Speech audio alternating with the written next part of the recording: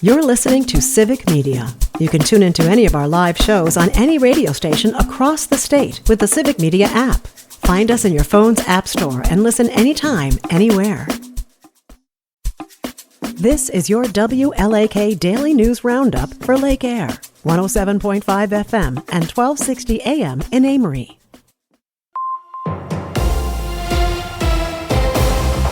For WLAK News, I'm James Kelly. The Rice Lake Elks Lodge is inviting area residents to properly retire their worn-down American flags over the weekend. The organization will offer the flag retirement service with assistance from a local Boy Scout troop on Sunday afternoon at 2 p.m. in the banquet hall of the Rice Lake Elks Lodge. Residents can bring their flags that have been worn down or tattered over time as part of the community outreach event. The flags will be burned and the ashes buried for a proper and dignified disposal rather than being thrown in the trash. Hayward has been selected to host the 2026 Wisconsin Governor's Fishing Opener in May. The yearly event has honored the official opening of fishing season across the state since 1966 as part of an effort to promote both the sport and natural resource conservation and tourism efforts. The 2026 Wisconsin Governor's Fishing Opener will take place on May 1st and 2nd on Nelson Lake. In addition to the traditional festivities, the event will also feature a family fishing day on May 2nd to encourage families to enjoy fishing together for free.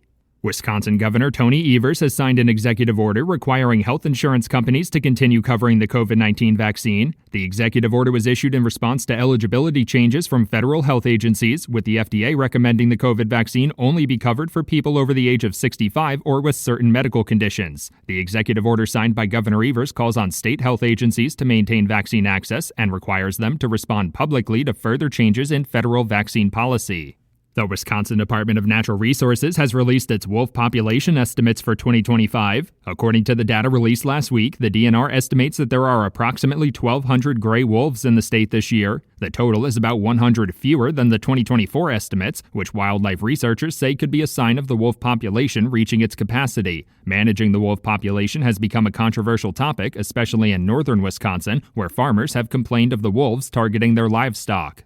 The Superior Fire Department has been utilizing a new tool meant to provide crews with critical information about the structures they're responding to in order to improve efficiency. The program, called Community Connect, contains information like utility locations and potential hazards that have been gathered during previous fire department inspections. Officials say residents can now choose to add their own details, as much or as little as they wish, about their properties to the program to help crews respond to calls more effectively. The Bad River Band of Lake Superior, Chippewa, and environmental activists continued presenting their opposition to the Line 5 pipeline relocation project at a hearing in Ashland on Monday. The groups opposing the relocation project once again raised concerns about the effects the project could have on the wetlands in the area, namely in the case of an oil spill. They're challenging the permits issued by the Department of Natural Resources for the project. This portion of the ongoing hearing will continue until Friday before returning to Madison again.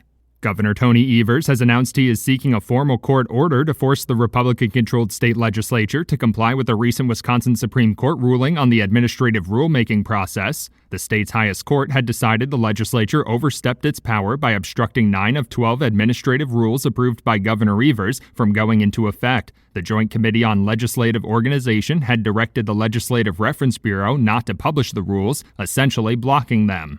United Way St. Croix and Red Cedar Valleys has announced the distribution of nearly $300,000 in grant funding to nonprofits across the Northwest region. 8 organizations received a portion of the grant funding, including Amory Regional Medical Center, Arbor Place in Menominee, and Western Wisconsin Health in Baldwin. The funding is meant to support programs that focus on expanding healthcare access and services for children, as well as capital projects aimed at maintaining current hospitals and constructing new facilities. The Wisconsin State Assembly has passed a proposed bill that would effectively require state employees to return to in-person work full-time. The bill requires state employees to work in the office for at least 80% of their time. It passed 51-44 along party lines in the Republican-controlled State Assembly. Democratic lawmakers argued the bill would not help the state government operate more effectively, saying remote work options helped state agencies recruit and retain good workers from across Wisconsin and consolidate remaining physical workspaces. With the Packers back in action and the Brewers heading to the postseason, the Wisconsin Better Business Bureau is reminding sports fans to look out for fake memorabilia scams. Agency officials say scammers have been posting advertisements on social media for fake sports memorabilia with high-quality pictures and cheap prices to lure potential victims. The Better Business Bureau is reminding residents to research the company before making a purchase, check for certificates of authenticity, and be wary of deals that seem too good to be true. For WLAK News, I'm James Kelly. The Badgers try to regroup. Hi, I'm Mike Clemens with sports. College football. After losing to Alabama, the Wisconsin Badgers hope to bounce back when they host the 3-0 Maryland Terrapins this Saturday. Badgers head coach Luke Fickell on trying to turn around the program in the NIL portal transfer era. Whether you're playing with 3 redshirt freshman offensive linemen or, a lot of guys that, their first time playing together with us, we have to make sure that we aren't just focused on the destination. Saturday will take care of itself. NFL, the Packers have their first road game this week. Safety Xavier McKinney says they can't overlook the 0-2 Browns this Sunday in Cleveland. I still think they got a good team. I think if you look at their roster of who they have on their team or what they can do, they got a lot of talent. It can turn around quickly for them. Baseball, it's the Brewers and Angels tonight in Game 2 of that series in Milwaukee. Brandon Woodruff gets the start. Last night, Freddie Peralta pitched 6 innings, allowed just 1 run, 2 hits, 10 strikeouts on the way to a 9-2 victory for the Crew. With sports, I'm Mike Clemens.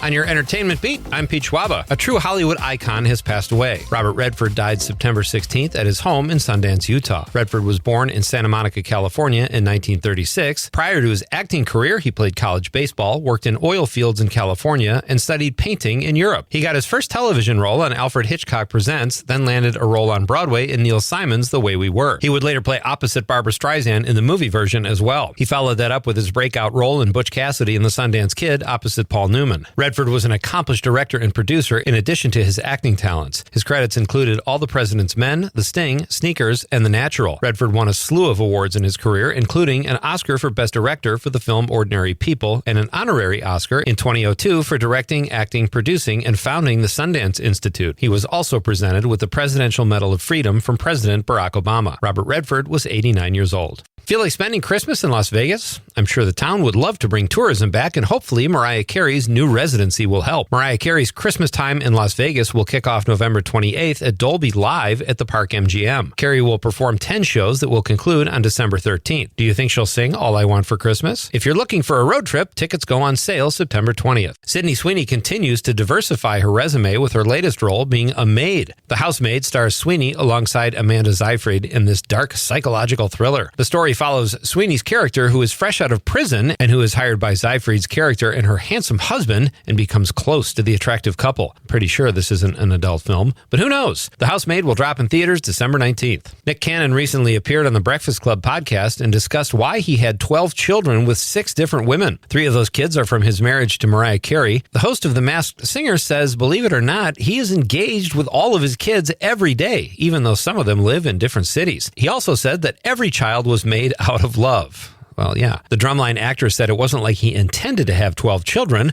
but he admitted at times he really didn't think about it. In a related story, actor Nick Cannon recently launched a podcast where he dispenses relationship advice. According to Cannon, the Wondery podcast will be recorded in front of a live audience and have many different guests, including celebrities. Cannon did not specify how many of those guests he was hoping to have children with. For more showbiz fun, tune in to Nightlight with me, Pete Schwaba, weeknights from 6 to 8 p.m. on the Civic Media Radio Network. We do have a chance of scattered showers or a thunderstorm today, otherwise partly cloudy with a high right around 85 this afternoon. Tonight, a few scattered thunderstorms possible with a low dropping to around 63. Tomorrow, more scattered thunderstorms with a high of 82.